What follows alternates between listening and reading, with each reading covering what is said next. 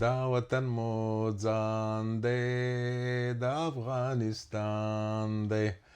البته د افغانستان پخوانی بیرغ دی چې اوس هم د افغانانو په زړه کې ځای لري. په بارسلونا کې یم.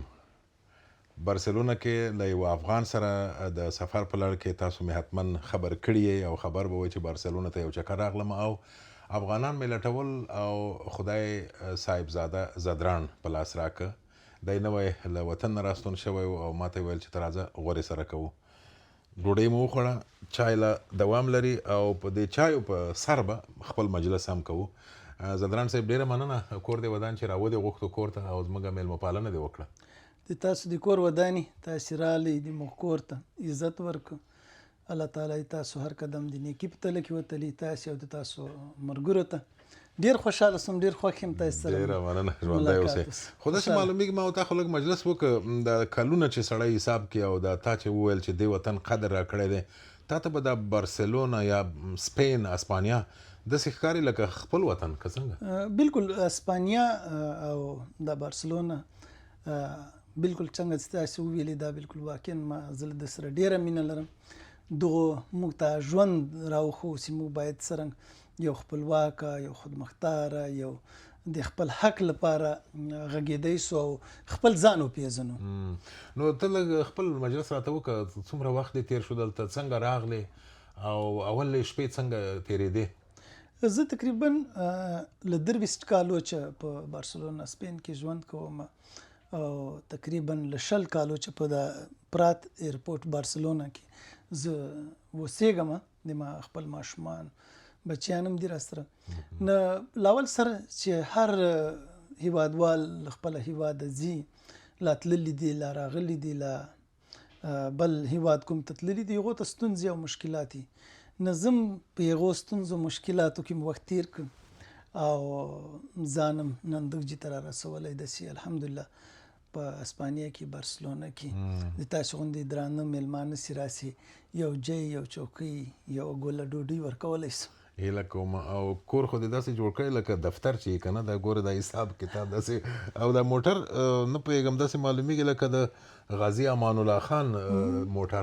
بالکل بس که هغه نه تقریبا هغه ورده له ملي بیرغ سره ما شک ځکه پرې راغی همغسې ښکاري چې دا موږ چې دا خبرې شروع کړلې د امان الله خان د وختونو د بیرغ نه مو شروع کړې چې هلته تا ټومبلی دی او د ملي بیرغ ښه فضا دې جوړه کړې ده. ښه نو راته ووایه اولو کلونو کې دې څنګه شروع وکړه، د څه شي نه دې شروع وکړه؟ زه په یو بار رستورانت کې مې یو جاب پیدا کړ، نو هلته مې له یو ایشین سړي سره دا کار پیل کړ، مزدوري وکړه. نو هلته چې زه لاړم دته مې ویلې مالې درېیم ورځ مې ورته ویلې زما تنخوا معلومه ده. هغه دا راته وویلې له اوله مزدوري مې داسې خورج که نور هېڅ شی نسته. او بیا دې ما له هغه نه بعد هغه کار مې پرېښود، بل چېرته لاړم او په 300 یورو باندې ملازمت مې وکړو، مزدور وم. نه بس له هغې جناتې مخې ته داسې کار هم په مخه وړ اسناد هم واخیستل او بیا په د اسپانیا په یوه فیکټري کې مې کار شروع کړ چې هغه تنخوا چې بل چیرې د ایشین خلکو ماته په کال کې راکوله، هغه تنخوا د ما د 2 میاشتو وه په یوه فیکټري کې. خو داسې وروسته بیا معلومه شوله چې ته ورو ورو راپورته کېدلې او داسې تلې سیاست کې دې ګوتې ووهلې، دلته پارلمان غړو سره وزیرانو سره دې ارتباط جوړ کړل، دا څه رقم و؟ زه دا یم چې موږ افغانان باید فقط دا شی ونه پیژنو چې صرف پیسې ګټل دي او بس کور ده، کار ده، دکان ده. باید موږ د نړۍ سره برابر وچلیږو او خپل آینده خپل بچیانو ته، خپل نوي نسل ته دا وښیو چې فقط دا کاروبار نه ده، دا هم ډېر مهم ده چې تاسې له خپل ځان نه څه جوړ کړئ او د خپل نورو هیوادوالو خپلو خپلوانو لپاره خدمت وکړي. زه هم همداسې دا سوچ او فکر مې درلود، ما ویل چې فقط کار مې کوو که دا به ځان ته کوم، باید داسې وسي چې نورو افغانانو ته، وطنوالو ته خدمت که خدای چیرې موقع راکړي نو وکړمه. نو بیا ما دا د دې چې سیاسي ګوندونه چې وو یو سره ارتباط ونیول او همداسې بس په ژوند کې لږ په مخه ولاړو. نه ډېرو افغانانو ته به الحمدلله ګټې رسېدلي. افغانان د چې یاد کړل څومره به یې شاوخوا زرګونه دي، لکونه دي، که سلګونه دي، څومره دي؟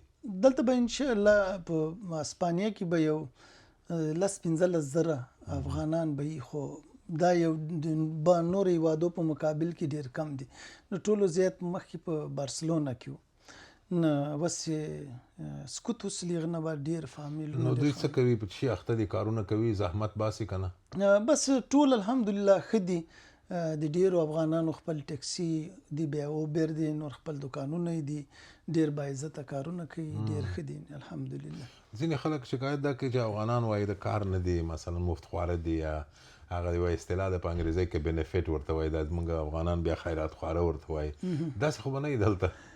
نه خو هر چیرې دي.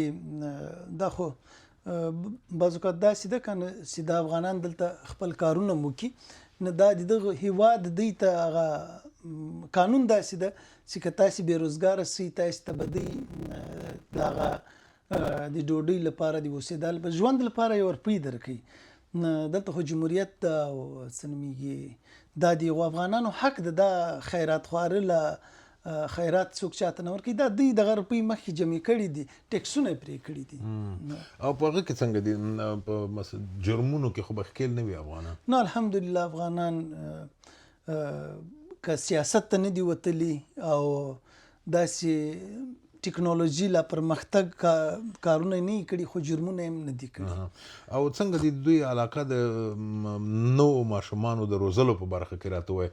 ستا ماشومان دلته رالویږي که نه؟ طبیعي ده چې ستا هیله خو دا ده چې ماشوم دې له تا نه مخکې شي، د دوی په سیاست کې، په ژوند کې، په ورځنیو چارو کې ور دخیل وي او ځان د دې وطن وګړی وبولي. د افغانانو څه حال دی؟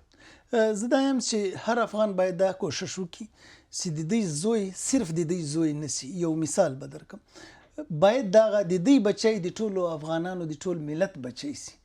دی باید دومره استعداد ولري چې دی ساینس پوهن سي، ساینسدان سي، ټکنالوژي باندې دی مهارت ولري، دی په فوټبال کې مخې ته ولاړ سي، دی په هر هغه کار چې موږ نه ده کړی، لا موږ کې هغه کمی پیشي پاتې سوې ده، باید دوی ته هغه آینده داسې نه سي پاتې. دوی باید مخې ته ولاړ سي په سیاست کې، په ټکنالوژي کې، په خدماتو کې، او داسې ځان جوړ کړي چې هر سړی دا احساس وکړي چې دا صرف د فلانکي زوی نه ده، بلکې د ما بچی ده، دا د ما د هیواد، د ما د ملت، د ما د آینده، دا د ما سرمایه او دا د ما شتمنۍ ده. او زه دا څومره به مثلا څو فیصده خلک به دا فکر لري او عملا به کار کوي په دې برخه؟ انشاءالله نوی نسل، زه فکر کوم چې نوی نسل د پښتنو د افغانانو ډیر ښه ده او په دغه شي باندې به دوی ډیر باید کار هم وکړي او دوی چې دغه شي ته متوجه هم سي. او که نه سي متوجه، همدا حال به وي لکه په ګاونډي هیوادو کې چې نن سبا له افغانانو سره کیږي. ډیره مننه کور ودان، خوښ شوم چې مجلس مو سره وکړ او په بارسلونا کې مو دغسې یو ښایسته او تکړه ځوان پیدا کړ، صاحبزاده زدران.